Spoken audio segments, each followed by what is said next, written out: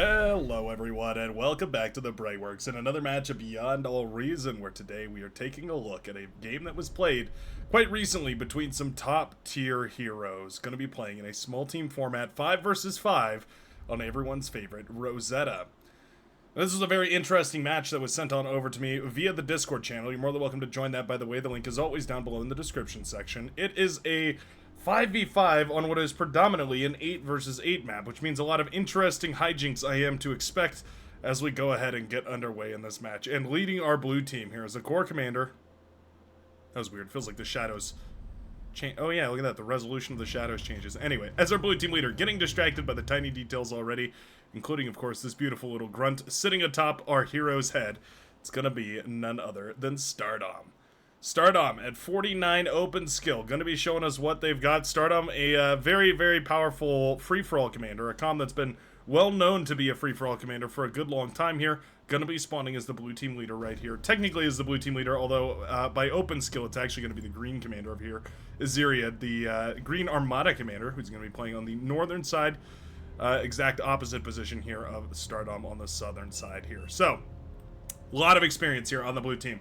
We've got free-for-all experience from Stardom and Iziria at 52 open skill, silver chevrons as well. Going to be putting a lot of experience on the field as well. Means that the blue team is stacked full of players, but not to discount the red as we meet our red team leader. In the backline, it's going to be Fiddler 112 spawning here as the red core leader. It's going to be, the 55 open skill silver chef hero going into some of those good old-fashioned core bots. Interestingly enough, spawning in what would normally be considered the air spot, but going into some of these bots. I guess it makes a lot of sense, though, in a 5v5, right? You can afford it in an 8v8 to go into air immediately, and that 5 versus 5, though, yeah, you don't have the luxury, not quite as much of the luxury, anyway, to go into that sort of very no ground forces kind of a strategy here. So instead, Fiddler 112 going to be going into some solar panels and a whole bunch of production here as we ramp our way up in this game. All right. Ticks are already across the map here. Did we manage to snipe the Grave Robber? Yes, we did. All right, Grave Robber goes down right here for the pink commander that gave me fire.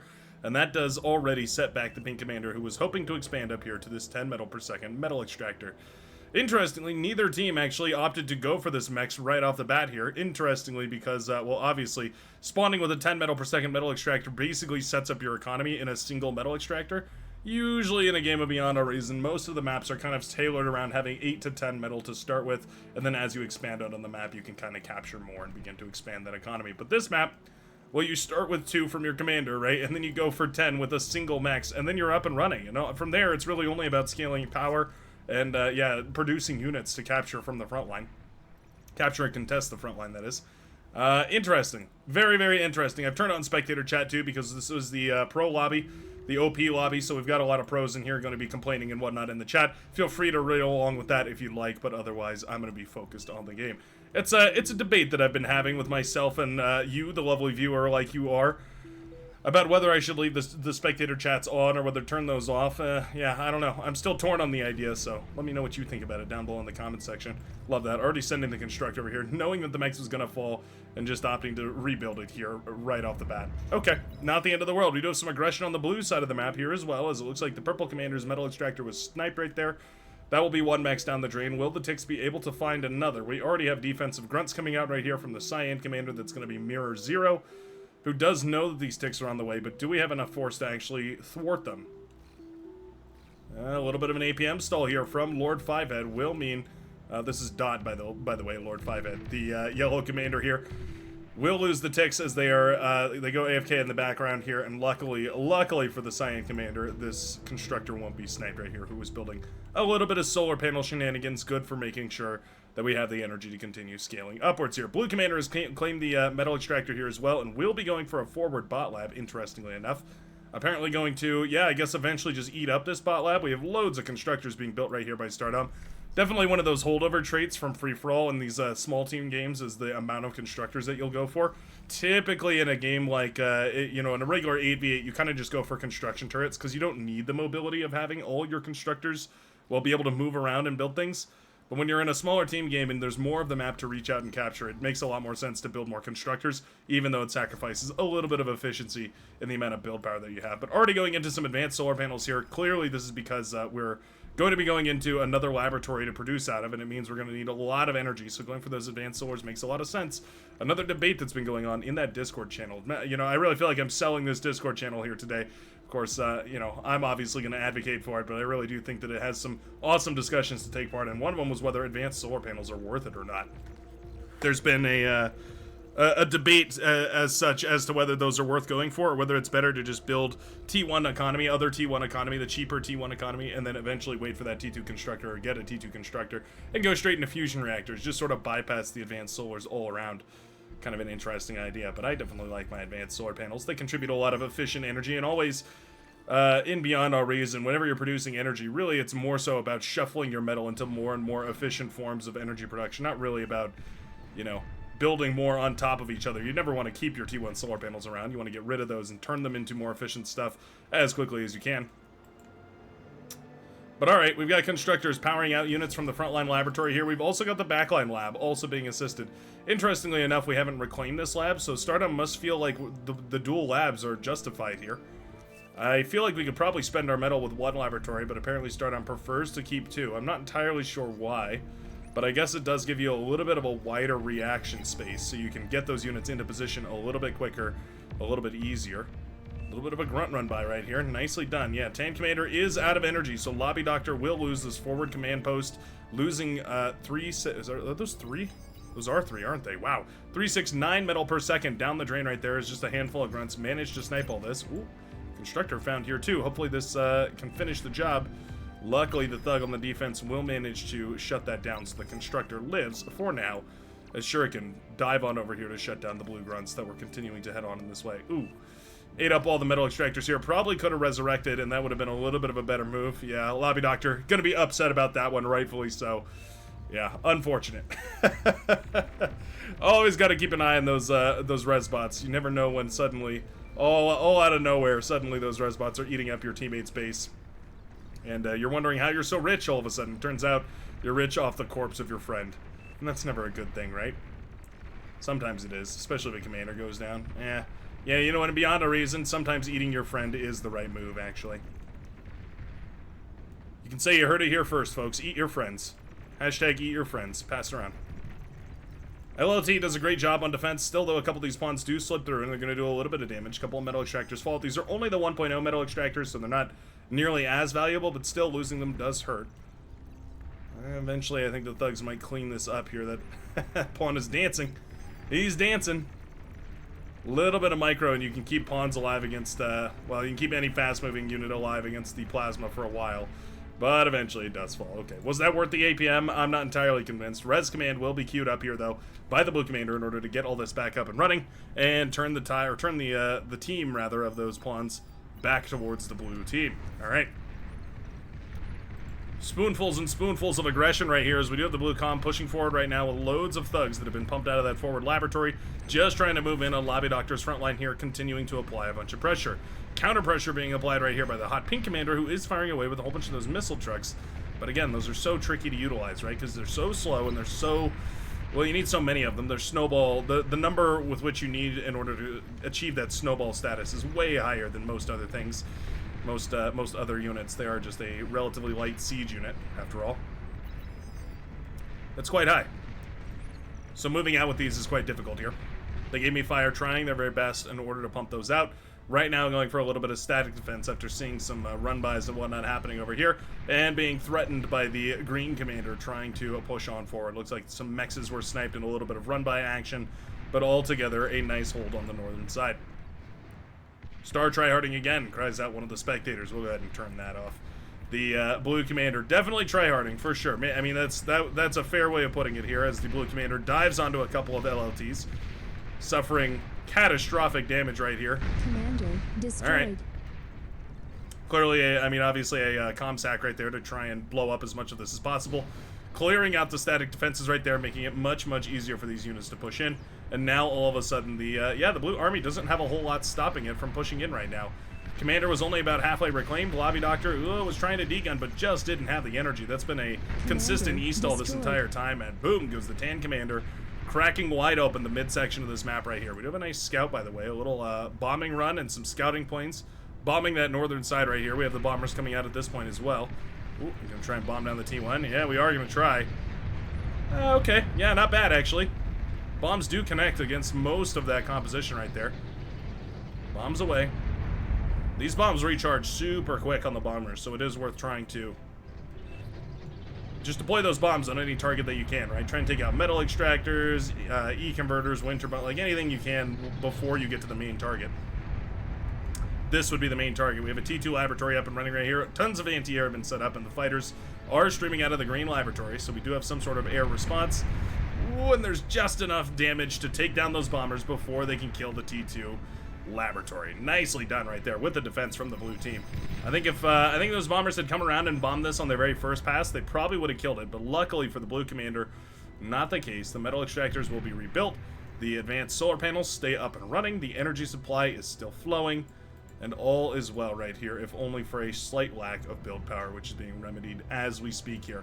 T2 on the field already here as we move into, well, 10 minutes into this game. I guess it's not a particularly quick T2 transition here, but we do have T2 rolling out for the orange commander up against Governor, the the powder green commander, or the seafoam green commander up on that northern side. A little bit of a vehicle roll by, I guess. Yeah, okay. The orange commander finds an opening and just decides to trade out these T1 units, trying to do a little bit of damage against the base over here. You know, Wolverines and missile trucks, not the best for dealing with mostly defensive swarm units like the Pawn or Grunts or Ticks or anything like that coming out here. But these riot tanks are going to be basically unstoppable. Beamer turret coming up here as well. That's going to be quite nice for the base defense for the green commander. I'm not sure if the base here is what these are targeting. They certainly missed most of it if that's the case. And I think this all gets cleaned up really nicely. Ultimately, I would say probably a bad trade for the orange commander. Loses a ton of metal right there at the doorstep of the green commander, who is also going to do just a load of constructors. My goodness. We've got, how many constructors is that total? Hold on. 11 constructors total. All right. These high-level commanders definitely much more fond of building lots of extra constructors rather than any kind of construction turrets or anything like that. I guess that's fair. Construction turrets chain react quite brutally. They are a static emplacement, right? So they can die quite a bit more catastrophically whenever they are bombed or blown up. The constructors don't have the same issues. Double geothermal for the player on the southern side here, the Cyan commander that goes by the name of Mirror Zero. As we see these T2 mechs coming up and running, that's going to be, wow, that's going to be a whopping, what, 35 metal per second. Sheesh. Never do math live in a video. That's what they say. 35 metal per second is tremendous. We need to see this upgraded to T2 as well. Typically, the team that wins this game is the one that upgrades this to T2 as quick as possible. That is 40 metal per second. It's enough to start crude T3 production, or even spamming T2 units if you want it. It is seriously powerful to get that up and running. We need to see that started right away, and it looks like we will eventually have the blue commander moving a T2 con up there in order to do so. Little bit of an aggression right here as Dog One is open, is jumped on by a whole bunch of grunts, but with the killer D-guns and a lovely defense from the, well, defensive units, Purple Commander escapes quite harmed. Yeah, 16% HP left on that commander, and I think the Gave Me Fire smells blood. Do we have vision of this commander? We sure kind of do. Kind of is good enough right here. Boom goes the Purple Commander, taking out a large portion of that army, but still, there's quite a lot coming out still, and we have the Pulsar, sorry, not Tachyon, Starlights, there we go.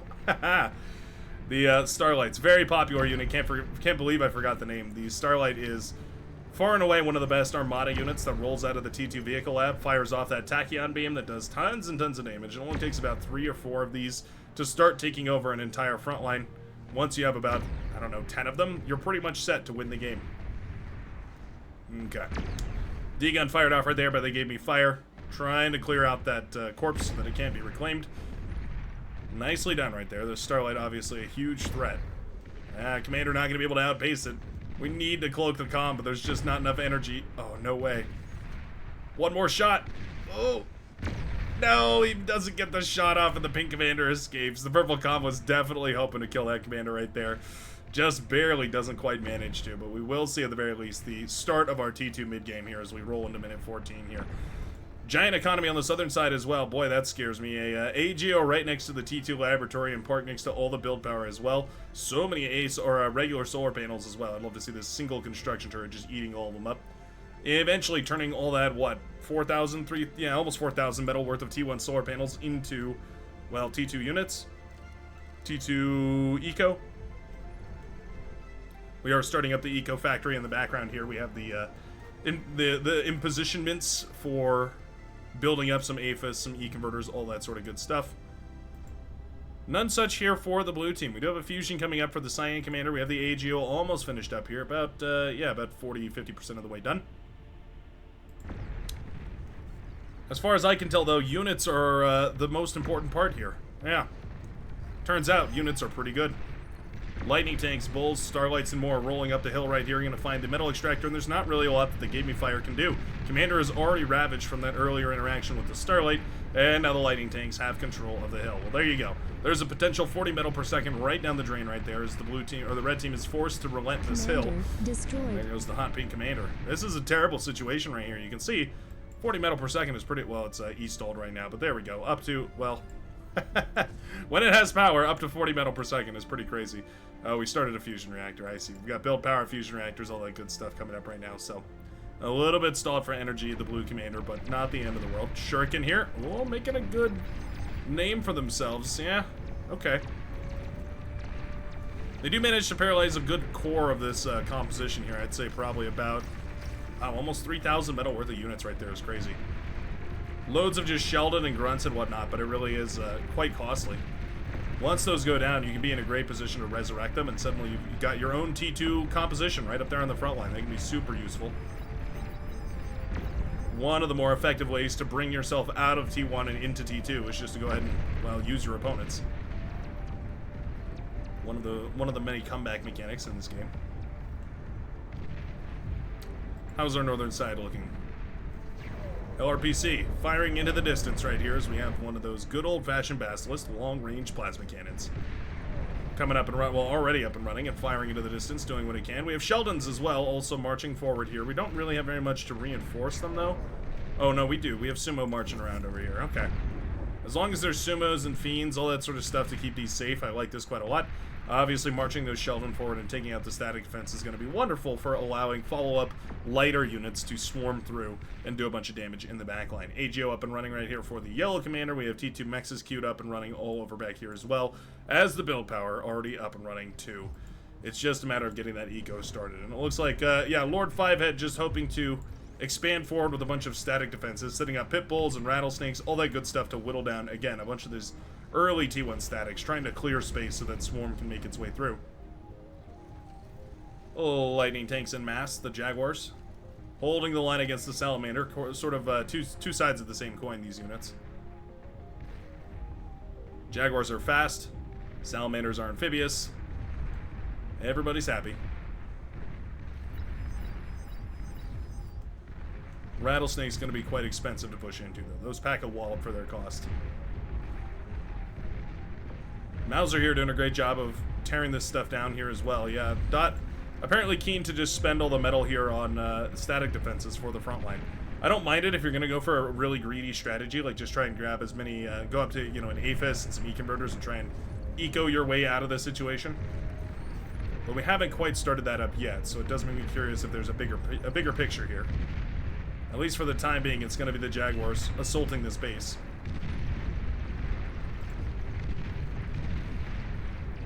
It is nice, and you have to push a little bit in order to make sure that there's no, you know, hidden mines or anything, or hidden units, but the Mauser are going to make very short work of all this, or at least they should.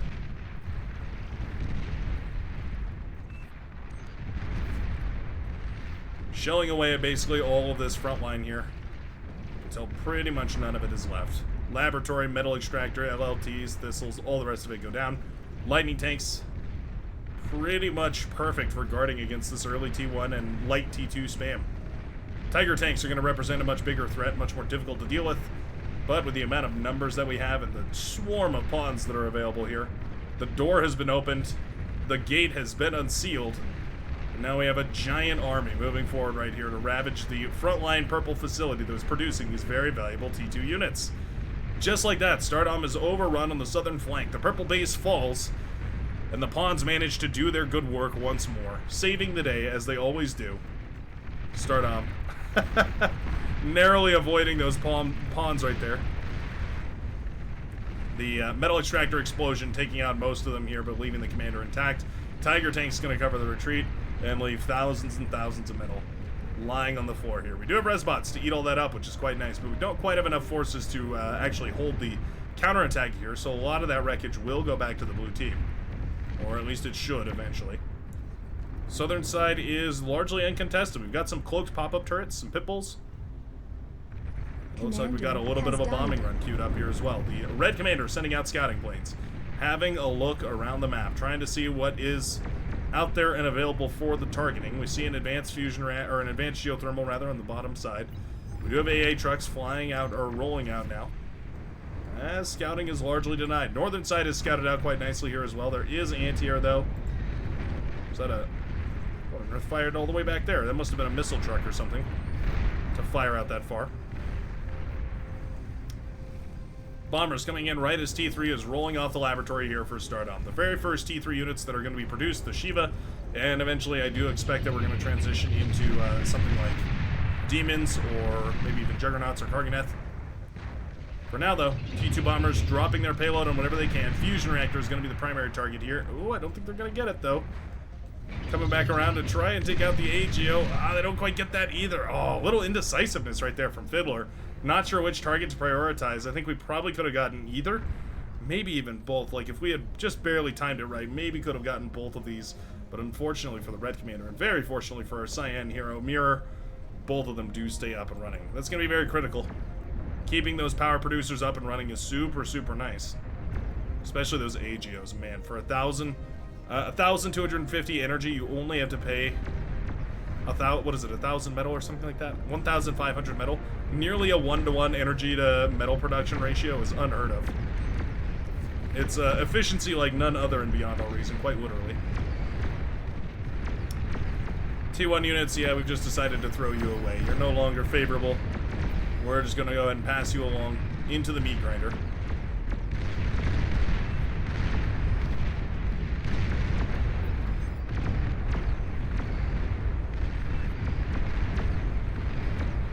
Couple of grunts making it through, doing a little bit of scouting here. Scorpion turret on the high ground, as well as the Pitbulls on the low. Going to be enough to deal with most of this stuff here. Shiva are really the biggest threat on the field right now, though. We have T3 up and running. That T3 laboratory spitting out those Razorbacks as quick as possible. We got loads of E-stores coming up and running, too, curiously. Still so many T1 solar panels. If you've ever felt bad, if I've ever harked on you for keeping your T1 solar panels alive late into the game, just remember, even the pros that seem like they move like robots and have infinite APM, even they forget about their T1 solar panels as well. Very, very easy to forget when you're in the heat of the moment, you're playing on the field, and you're trying to make sure that all your units get the maximum value. Remembering to eat your solar panels does sort of start to feel like kind of an unimportant note. I like the work these gunships are doing, though, forcing the Shiva back or else they sit under extremely uncomfortable rocket fire. Twin guards here are going to be quite good for holding the line against lighter spam, but obviously any of those T3 units that start to hit out on the field are going to do quite well against those T1 static defenses. Not really much of a contest there. Rattlesnake firing out of the zigzag of, the zigzag of units that the Pink Commander has set up here. They gave me fire. Strolling across this field to make sure that no spy bots can navigate through it. You'd have to be a micro master in order to get through this with the spy bot. Feels like a campaign mission or something, like one of those old Command and Conquer campaign missions with stealth units that were just impossible to do. Super, super precise micro needed and all that sort of stuff. Hated those missions. We are making demons at this point. Looks like we're making a 1-to-1 composition of demons and Shiva. Those demons are super powerful as a raiding force, essentially. Like they're very well rounded, actually. They do a ton of damage. They have quite impressive movement speed. The only thing they don't have a lot of is health. But at a cost of only 6,000 metal, it makes a lot of sense. They are capable of melting down most other T3 units much quicker than basically anything else.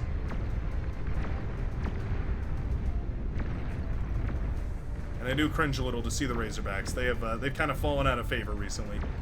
They've had some sort of adjustment to their calibrations, maybe Cortex sabotage. Essentially, they cannot retarget if you're moving them around, making them very good defensively, making them basically worthless offensively. See here, as these Razorbacks are microed, they lose track of their targets and have to retarget. It's very, very odd. They don't snap between targets nearly as aggressively as they used to, and it's kind of a bummer. Anywho, the defense here is still very solid. That line of Starlight's putting in serious work. Most of the T3 units go down. Shiva do fall.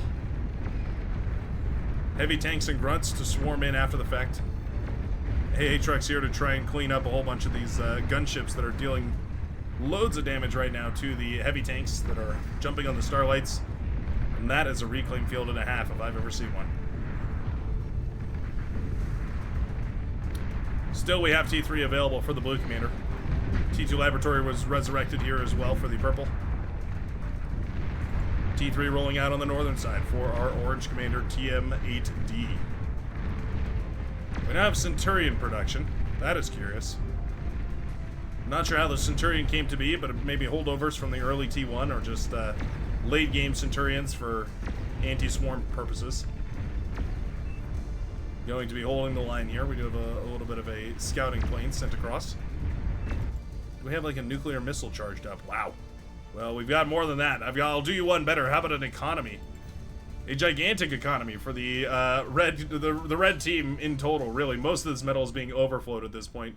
Or energy, rather, is being overflowed at this point. So the orange commander is just more than happy to sit back and enjoy the spoils. And just, yeah, lop up as much of that energy and hand it on over to teammates, making sure everybody has more than enough energy production. We don't really have that kind of scaling here available for the blue team. Yeah, we've got a little bit of queued up scaling here for our purple commander. Dog 1 is open, but already our orange comm is up to 5 APHIS and is completing a 6th. Yikes. Shiva just brawling in the front line, doing what they can to tear down these static defenses, doing a lovely job against, well, basically any static defense. It's kind of their niche. They're very good anti-static emplacement. Here being utilized to shut down a bunch of spam, though. We have created a nearly perfect no man's land right down the middle of this map, with a slight advantage on the northern side here for the orange commander. I would say otherwise this is a perfect split right down the middle. The blue commanders and the red holding on to their own. We are finally leveraging this giant eco center that we have in the back line here. Man, it feels a little too late, though. I don't know. Eco hasn't really taken off here either for the blue commander, so I guess all is well right now, but as more and more of this production comes up and running, yeah, we do have double APHIS expansion right now from our blue commander. Everybody getting in on the action, going for that yeah, energy production scaling, that APHIS scaling or EPHIS scaling. Shiva think they might be able to do it, though. Azarian's commander is in position. Hopefully we have some pinpointers here so they can actually see that radar signature very clearly. Either we do or they're getting very lucky. Oh, there we go. Commander reveals itself. Boom goes the green commander. Fires off a couple of D-guns, but not enough. Shiva continue their march.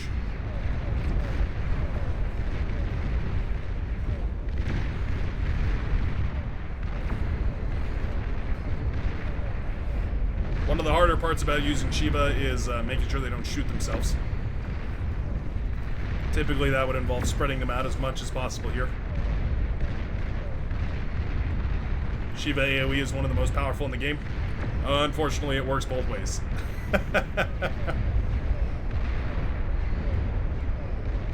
Finally finding the T2 laboratory, and this northern side is looking quite cooked.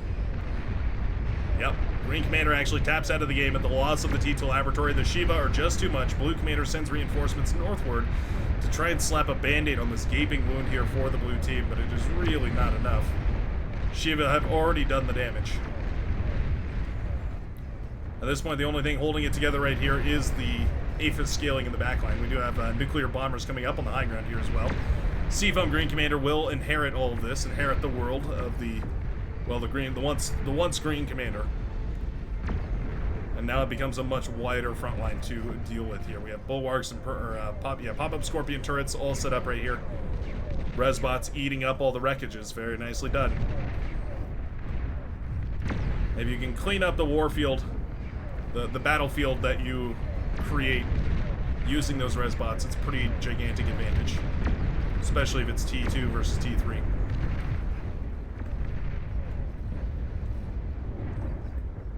LRPC firing away whatever they can. E-converters, aphises, anything they can lock their grubby targeters onto. Oh, there we go. We get very close and do eventually hit those E-converters, popping them and some of the build power here. Not the end of the world, of course, but definitely nice. Every time you get one of those connections, you got to do a little victory dance. T2 walls actually on the southern side. That's curious. Yeah, it seems both commanders here, both Yellow and Cyan, have both agreed that we're just not going to fight through the southern side. Which is funny, because normally on Rosetta, I feel like that's exactly where we see most wins come from. Whole bunch of Marauder or something like that, pushing in through this side, sweeping out this commander from behind, and then going around the entire backline, taking out every commander's backline base over here. I feel like that's kind of stock standard the way that this match is usually won or played. Shield bubble up in the front line here, absorbing all of the energy, using all of the energy, or a ton of the energy for the purple commander here. Luckily, we have some AGOs, and it looks like we do have some APHIS scaling in the backline as well, keeping these all very nice and well energized. Advanced solar panels here. Probably ready to be eaten up. The hard part now is asking yourself, when do I pull the trigger? Oh, a nice connection right there. The warhead does land on top of that AGO, but no AGO is there, luckily right now for the for the Seafoam Green Commander. Those Pulsar will stay up and running. A nice scout right there for sure, as some of these light scout planes do start to reveal this base consistently here. Going to draw some fighters back as well. Always nice to do this, and then it just pulls some fighters out, and you can kill them with flak turrets. Not to mention the vision that it grants you. Catapults are available, though, so we can start to crack this area without having to worry necessarily. Missile intercepted nicely. Without necessarily having to worry about, yeah, scouting with ticks or pawns or anything like that. Just send in the planes.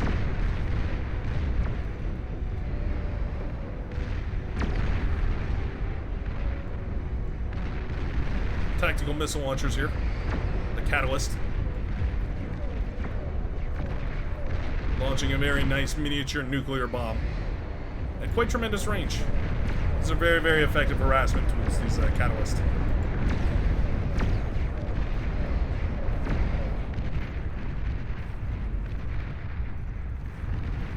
Alright.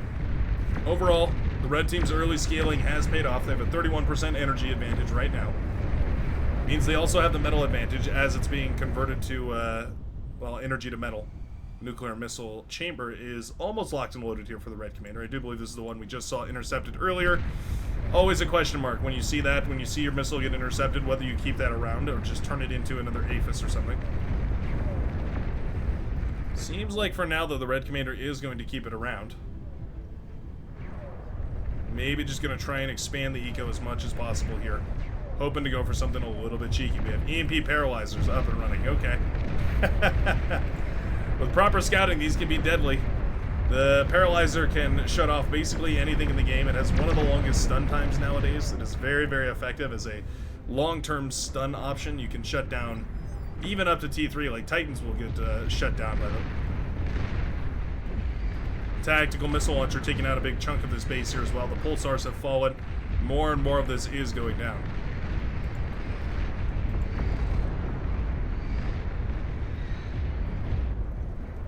Mass Juno missile. 100 Juno missiles across the map right here.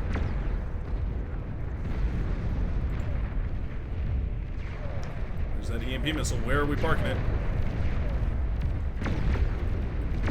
Oh, right on top of the shield generator. Shield bubble will be paralyzed for 32 seconds, meaning the LRPCs have the opportunity to do the funniest thing ever right now. Never mind.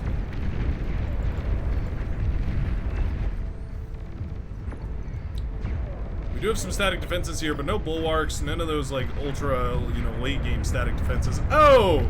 Oh, nuclear missile takes out the entire front line right here. The EMP, or the shield generator, was not the target, it was the anti-nuke, and I didn't even realize it. Boom goes the entire purple front line. Still, though, a giant counterattack coming forward. Yeah, those EMP missiles were detected, and it was the trigger right here for the blue commander to send the forces in. Do we have enough? Ooh, the Shiva missiles hurt. Build power falls. LRPC. Oh, the gunship took the missile to the face so the LRPC wouldn't eat it. Well, that's pretty clutch right there for that gunship. Okay. Very, very cheeky play right there from the red team. We do have EMP missiles recharged. Wouldn't mind even seeing those utilized here. They weren't quite recharged enough for this fight, but nicely done. Yeah, using the EMP to shut down the anti-nuke to blow up the base. And now we're ready to cut back to the red commander, who has made significant progress on this northern side. As the catapults, the tactical missile launcher, all that have been able to completely obliterate this high ground right here, giving a wonderful vantage point for the T3 to move in and start doing their good work. Boom goes the APHIS. And just like that, the orange commander is in a prime position to sweep out the northern side of this team. Bombers are coming out to try and shut this down. Frankly speaking, I don't think it'll be enough. Especially if they're not going to target any of the units here.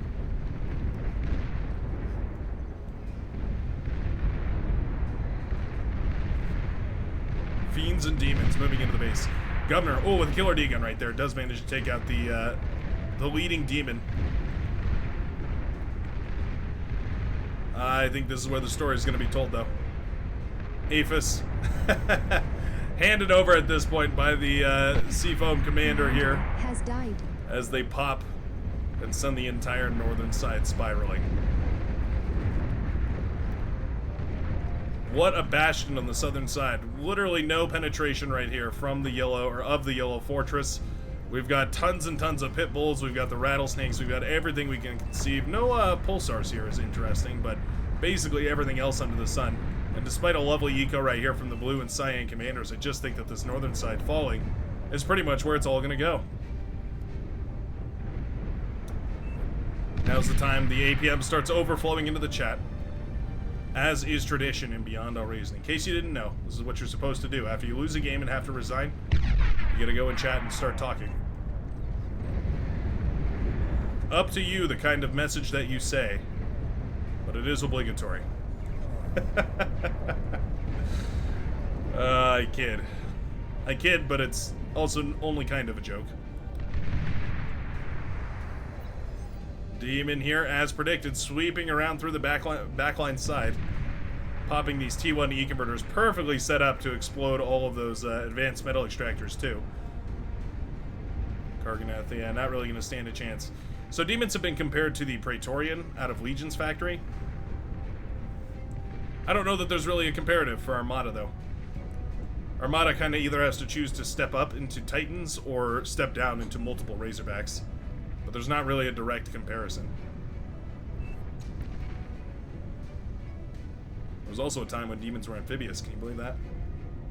Imagine this thing crawling out of the water and looking at you dead in the eyes. Spewing 4 Infernus cannons directly towards you.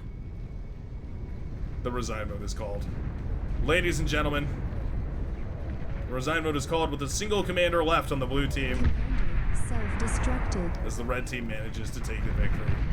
What an awesome back and forth right there. Loads of no man's land set up with static defenses all over there and some huge T3 battles. Eventually, though, it will be 8D cracking the northern side and sweeping out the leg that manages to pull a victory out here for the red team. Goes to show how quick that early eco scaling can really lead you to a ginormous advantage into the late game. As now we can see 15 APHIS economy. Yeah. Red team definitely ran away with this one. Thanks a ton for watching, folks. If you did enjoy, of course, feel free to like and subscribe and join the Brightworks community. And I hope to see you again in the very next game of Beyond All Reason. Peace out, everybody.